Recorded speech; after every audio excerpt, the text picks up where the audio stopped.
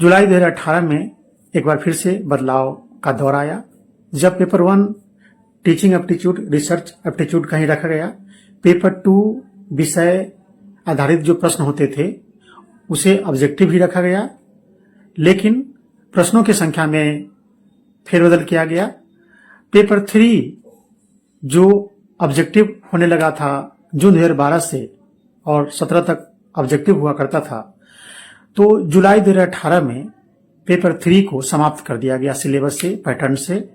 और जुलाई 2018 से जो भी एग्जामिनेशन अब होते हैं उनमें केवल 2 ही पेपर होते हैं, paper 1 teaching aptitude and research aptitude का, पेपर 2 विषय आधारित, जिनमें प्रश्नों की संख्या 100 रहती है, ऑब्जेक्टिव मोड में ही होते हैं। और पेपर 3 अब नहीं होता है, यानी कि वर्तमान में जून 2025 का जो एग्जाम होगा उसमें भी 2 पेपर रहेंगे, paper 1 teaching aptitude and research aptitude का, और पेपर 2 विषय आधारित होंगे, ऑब्जेक्टिव होंगे और 100 प्रश्न होंगे।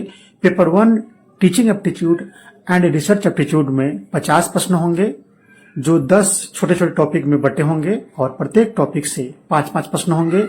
जबकि पेपर 2 जो विषय आधारित प्रश्न होंगे उनकी संख्या होगी 100 और मोड होगा ऑब्जेक्टिव।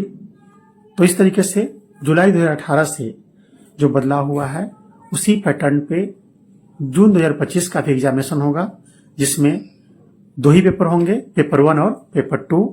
पेपर 1 होगा teaching aptitude and research aptitude और पेपर 2 होगा विषय आधारित, प्रश्नों की संख्या 100 और मोड होगा ऑब्जेक्टिव।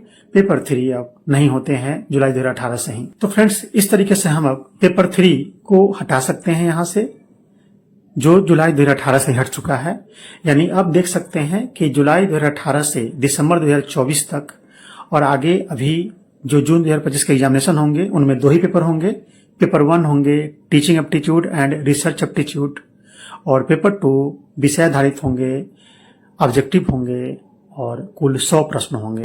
अगर हमारा प्रयास आपको अच्छा लग रहा हो तो YouTube पर देख रहे हैं तो चैनल को सब्सक्राइब कर लीजिए, और फेसबुक पर देख रहे हैं तो फॉलो कर लीजिए, और वीडियो को लाइक और शेयर कर दीजिए, और कमेंट करके बताइए कि और किस तरह की वीडियो आप चाहते हैं। थैंक्स, मिलते हैं अगले वीडियो में।